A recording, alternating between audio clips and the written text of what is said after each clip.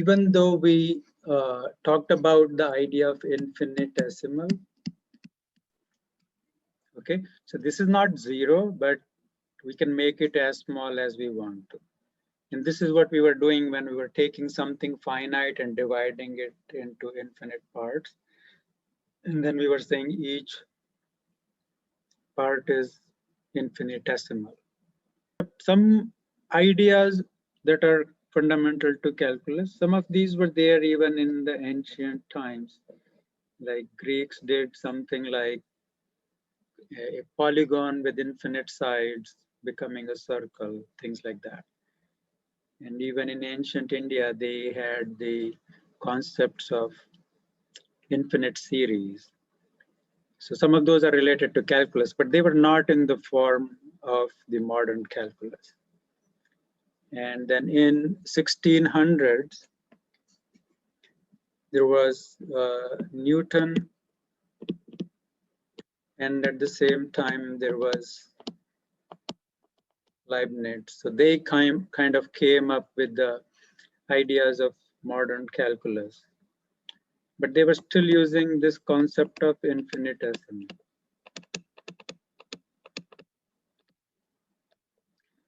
But there was a problem with this infinitesimal, this idea where you say it's not zero, but we can make it as small as possible, and then sometimes you treat it like zero. There was a lot of criticism of this idea. But the results they got made sense. They seemed to be correct. So later on, Cauchy was another mathematician, and he tried to make these concepts rigorous, like without using infinitesimal. So he kind of was introducing this idea of limits that you could actually use in a way where you can create mathematical proofs. So he was introducing this concept of epsilon-delta that I will talk about in a moment to define this idea of limits. Right? As you get closer and closer to something, you are saying, okay, what is it limiting to? For example, when we looked at the area of a circle, we were slicing it and placing it in a way that the shape was becoming closer and closer to a rectangle. And then we said, oh, the limit of this shape was the rectangle. Right? And then later, there were a couple of other mathematicians, I think Bolzano and Weierstrass, that they gave a rigorous definition of limits. And then we can bring proofs, build proofs that can last forever. Remember we talked about that? So if you create a correct and valid proof, then it lasts forever. Until then, there were problems with the way we were deriving these things. There were problems with the proofs. But after they came up with these rigorous definitions, we were able to come up with proofs and build on top of that. What is this idea of epsilon delta? How can we create this idea of a proof for a limit? Epsilon delta definition of limit. They are Greek letters, right? So just like any other variable, you can think of these as variables, right? So what's the idea? What's the idea of a limit? We said as you get closer and closer to something, then the function gets closer and closer to a value. So for example, suppose this is a function of x, right? Y is a function of x. And I want to know,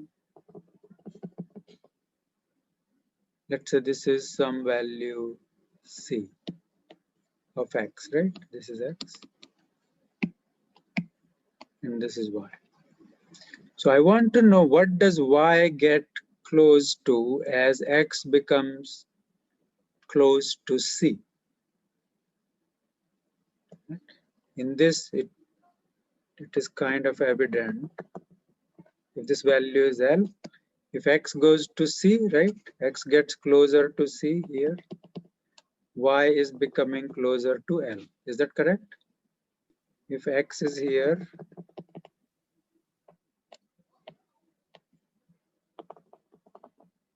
Y is there, right? If I move towards C,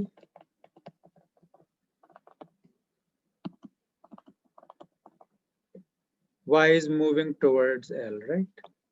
But this C could be infinity also. So, right? If X is going to infinity, what is Y going to? Y is growing, right? When you draw it like this, that means it will keep growing higher and higher. Y is also growing to infinity. So in this case, it's not, Y is not going to some particular finite value. X goes to infinity, Y is also going to infinity. But what if I have something like this? What do you think Y is going to? So let's say Y equals e to the negative X, right? As X is becoming bigger, what is happening to Y? Y is decreasing, but it is still staying positive, right? So in this case, the limit is 0, right? As X is going to infinity, Y is going to 0. So the way we represent this is by writing limit e to the negative X as X goes to infinity is 0. So we say limit of e to the negative X as X goes to infinity is 0. That means as X goes closer and closer to infinity, e to the negative X is going closer and closer to 0. How does one define this concept of X getting closer and closer to something and Y becoming closer and closer to something? Let's say this is C. So if X getting closer to C, I should be able to say, oh, X is falling within some distance of C, right? To the left or to the right. Similarly, if this is what I'm considering as the limit, I can go above and below L by some amount, right? Right? Suppose Y is here.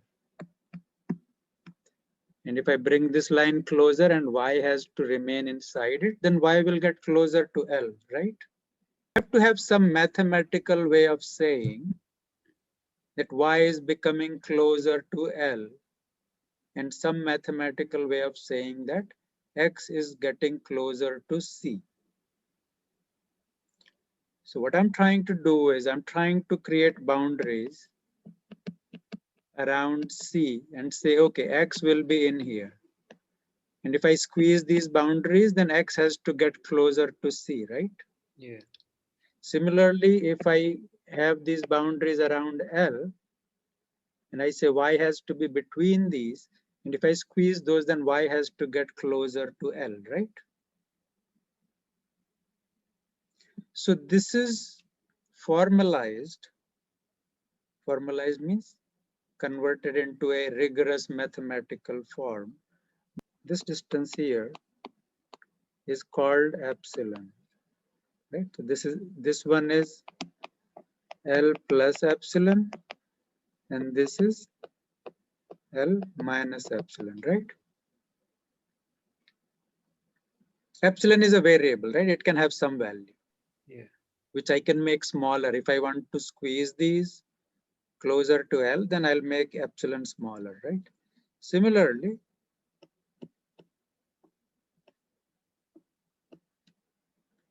here, this distance is delta. So this is C plus delta. Assume epsilon and delta are positive. And this is C minus delta here, correct? So the way it works is, if given some L and C, right? And we are trying to see if L is the limit when X goes to C. what we say is, okay, someone can come and choose whatever epsilon they want. So someone can say, oh, I want to be within plus minus 0.1 of L. So L plus 0.1 and L minus 0.1. I want to be that close to L for Y. Then I have to come back and say, okay, you can take delta as, let's say, 0.05.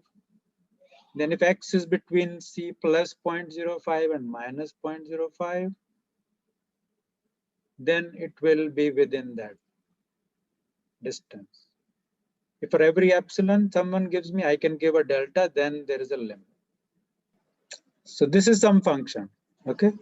Some function. And epsilon is what someone is giving me. This is L, right? This is L, the limit we are trying to test, and near A, when X goes to A, is the limit L. That's what we are trying to prove, right? So here L plus epsilon is here and L minus epsilon is here. So this whole width is 2 epsilon, right? And right now epsilon is 2. And delta is 1, but you see it went outside the L plus epsilon. When you're within the delta, like here, you went outside. Mhm. So what I can do is, though, I can squeeze the delta though. See, now it became green. So for delta equals 0.84, Y is always within plus minus 2 of L. You can see within the red band, the function does not go outside the blue band. But let's say someone says, okay, no, I want it to be this close. Now within the red band, it has gone outside the blue band, right? Mhm. So I say, okay, I can give you a delta now. Delta is 0.6, and now it is completely within the blue band. So someone can give us the blue bandwidth, and I have to give a red bandwidth such that it does not cross outside of the blue band when it is inside the red band. If I can do it all the time, that means L is the limit of this function when X is going to A. That's the whole idea. Because someone is bringing it closer and closer to L, right? By squeezing this epsilon, they are bringing this closer and closer to L. And I am squeezing this one, right? And I'm bringing X closer to A. So I'm saying when X is that close to A, Y will be that close to L, whatever you want. So you can bring it as close as you want. Right? So if I go here, and now it went out, I could further squeeze this, and now again it is within. So that's the formal way using the epsilon delta definition to prove the limits. But thankfully, using this, people have proved other results that make it very easy for us to find limits, or compared to this method.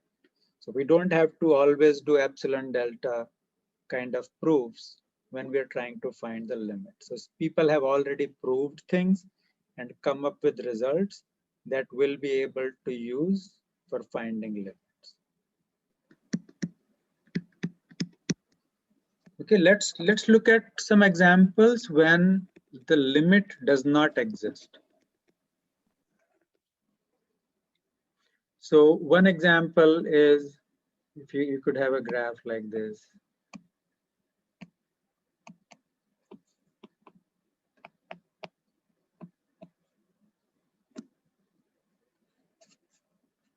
Okay, so if you see, if you're coming from this side,